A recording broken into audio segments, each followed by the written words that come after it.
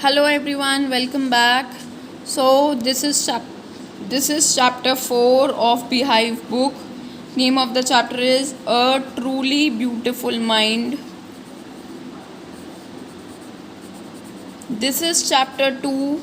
This is part 2 of the chapter's explanation. In the previous part, we came to know about early life of Albert Einstein. Now we are going to see how his research got famous. उनकी उस invention से क्या क्या फ़ायदे हुए, क्या contribution उन्होंने अपना साइंस को दिया. ठीक है, इसको हम पढ़ने वाले हैं इस पार्ट में.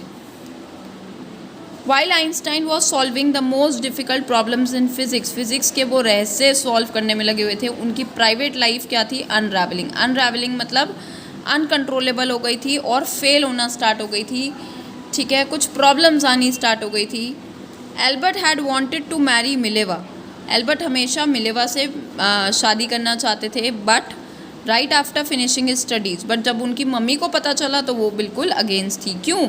क्योंकि मिलेवा उनसे 3 इयर्स बड़ी थी एज में, और वो कंसीडर कर रही थी कि ये बहुत ज़्यादा एज है डिफरेंस. ठीक है, ये डिफरेंस बहुत है. She was also bothered by Millie's intelligence. उनको एक और चीज़ का कंसर्न था, क्या? कि मिलेवा भी एल्बर्ट आइंस्टाइन की तरह ही इंटेलिजेंट है, कि फैमिली कौन संभालेगा अगर दोनों ही रिसर्च वर्क में लग जाएंगे, दोनों ही अपनी साइंटिफिक प्रैक्टिस में लग जाएंगे, then who is going to balance the family life. ठीक है, उनको इस चीज़ का कंसर्न था. ठीक है, कि आइंस्टाइन तो पहले ही बुक के जैसा है, अब ये भी क्या है? बिल्कुल बुक के जैसी है. ठीक है, Einstein put the wedding of. Finally शादी हो गई, बट अभी फ़िलहाल थोड़ा टाइम उनकी शादी टल गई. ठीक है, बट फिर भी बाद में शादी हो जाती है. The pair finally married in January 1903 and had 2 sons. 2 बेटे हुए. आफ्टर फ्यू ईयर्स लेटर, कुछ साल बाद उनकी मैरिज में फिर से प्रॉब्लम आने शुरू हुए. ठीक है, और उनके रिलेशंस क्या हो गए? वीक हो गए. फैल्टर्ड का मतलब क्या है? Week relations. उनके रिलेशनशिप क्या हो गया? वीक हो गया.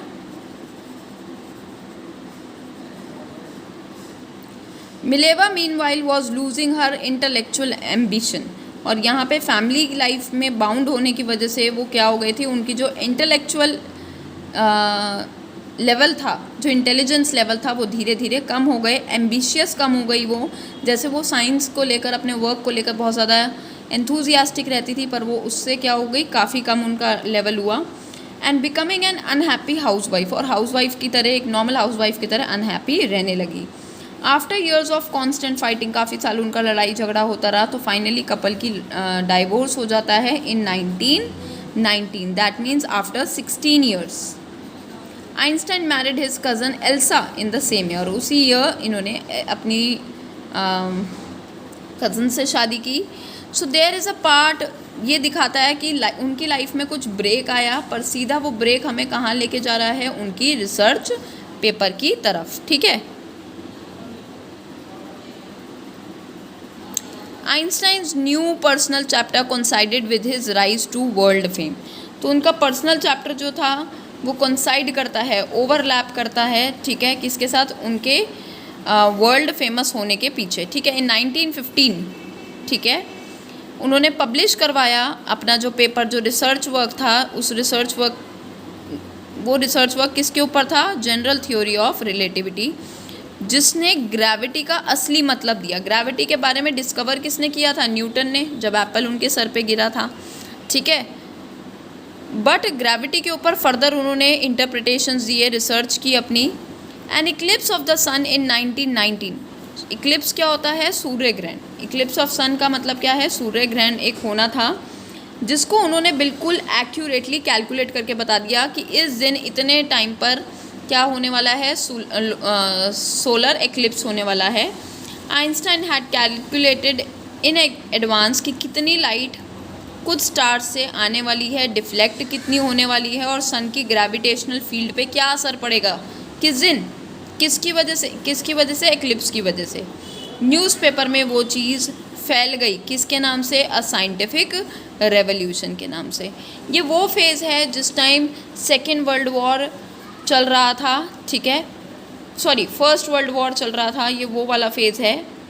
आइंस्टाइन रिसीव नोबेल प्राइज़, उनको फिज़िक्स के लिए नोबेल प्राइज़ मिला 1921 में। He was showered with honours, बहुत सारे उन्हें अवार्ड्स मिले, ठीक है, सम्मान मिला, इन्विटेशन मिले वर्ल्ड में अलग अलग पार्ट से। और लॉडेड मीन्स अप्रेज्ड, तारीफ़ खूब हुई उनकी, किस में, प्रेस में, प्रेस मतलब मीडिया में, न्यूज़ में, ठीक है, न्यूज़ में वो खूब फेमस हुए, अप्रेजल मिले उन्हें। लेटर फिर से एक ब्रेक पार्ट दिया गया है। When the Nazis came to power, Nazi की पावर भी जर्मनी पर रूल की थी। हिटलर का केस इसमें पूरा बताया गया जब हिटलर आता है, ठीक। इन 1933 सेकेंड वर्ल्ड वॉर की बात है, अब ये किसकी बात है, सेकेंड वर्ल्ड वॉर की। आइंस्टाइन ये माइग्रेटेड टू यूनाइटेड स्टेट्स, वो यूनाइटेड स्टेट चले गए, ठीक है, जर्मनी छोड़कर। 5 years लेटर, 5 साल बाद उन्होंने न्यूक्लियर फिजन की डिस्कवरी की। न्यूक्लियर फिजन वही है जिससे हम न्यूक्लियर बॉम्ब बनाते हैं, जिससे न्यूक्लियर बॉम्ब बनते हैं, ये वही डिस्कवरी थी न्यूक्लियर फिजन की, बर्लिन में उन्होंने की। In Berlin had American physics at an uproar, ठीक है ना। तो क्योंकि वो यूनाइटेड स्टेट्स चले गए थे तो उस टाइम इस चीज़ के ऊपर रिसर्च करने वाले कौन लोग थे, अमेरिकन ही थे, ठीक है। तो वो काफ़ी डिमांड में रहे, काफ़ी उनके बीच में शोर शराबा हुआ, ठीक है, अपसेट रहे वो इसको लेकर। क्यों? क्योंकि नाजी इतना पावरफुल था कि वो चाहता था जितनी भी एटॉमिक एनर्जी है, जितनी भी पावरफुल रिसोर्सेज हैं, वो सब उसके पास रहें। Many of them had fled, और कुछ लोग तो क्या हैं, उस जगह से नाजी के डर की वजह से जगह छोड़ के भाग गए। Just as Einstein had, Einstein ने भी जो जगह छोड़ के भाग गए थे, अंडरग्राउंड हो गए थे थोड़ा टाइम वो। And now they were afraid the Nazis could build and use an atomic bomb, और इस न्यूक्लियर की एनर्जी को यूज़ करके उनको डर था कि कहीं नाजी जो है न्यूक्लियर बॉम्ब ना ले ले, ठीक है, उसका यूज़ ना कर दे, क्योंकि वो बहुत ज़्यादा क्या होने वाला है, डिवास्टेटिंग। डिवास्टेटिंग मतलब बहुत ज़्यादा डिस्ट्रक्शन करने वाला।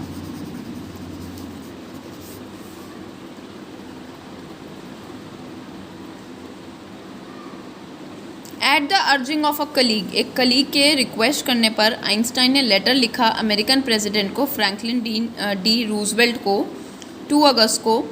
और उसमें क्या कहा कि एक सिंगल बॉम्ब इस टाइप का अगर एक्सप्लोड कर दिया जाए एक पोर्ट पर, तो वो क्या करेगा, काफ़ी किलोमीटर्स तक की एरिया को, टेरिटरी को डिस्ट्रॉय कर देगा पूरी तरीके से।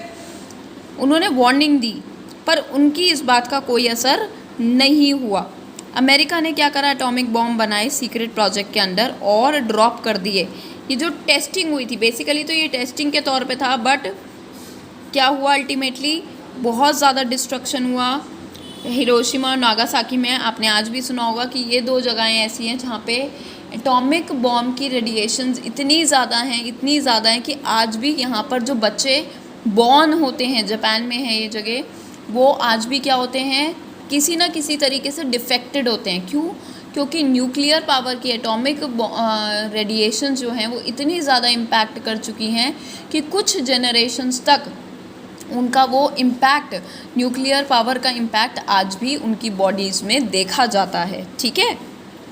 Einstein was deeply shaken by the extent of destruction, उनको तो बहुत हैरानी हुई, उन्होंने इतना एक्सपेक्ट भी नहीं किया था कि इतना ज़्यादा डिस्ट्रक्शन होगा।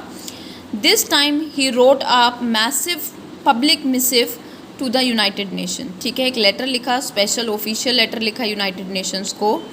इन it he propose the formation of a world government, उन्होंने क्या कहा कि अब क्या है, एक वर्ल्ड की गवर्नमेंट बननी चाहिए जहाँ पे सब कुछ शांति से सेटल हो, एटॉमिक बॉम्ब से नहीं। उनको पता चल गया कि एटॉमिक बॉम्ब कितने ज़्यादा ख़तरनाक हो सकते हैं, कितना ज़्यादा वाइड स्प्रेड डिस्ट्रक्शन कर सकते हैं।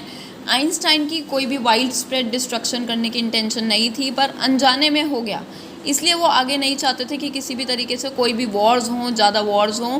वो पीसफुल तरीके से नेशंस के बीच में जो वर्ल्ड वॉर 2 हो रही थी उसको सेटल करना चाह रहे थे।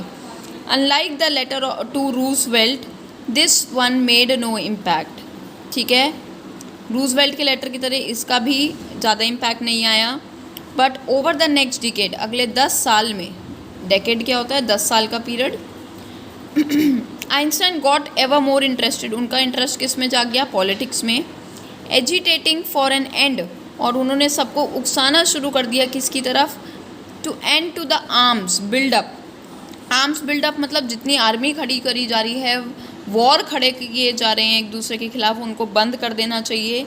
और अपनी पॉपुलैरिटी का यूज़ करके वो क्या करना चाह रहे थे, पीस और डेमोक्रेसी लाना चाह रहे थे, जब उन्होंने देख लिया कि कितना डिस्ट्रक्शन होता है। When Einstein died in 1955, he died in 1955, ठीक है, more than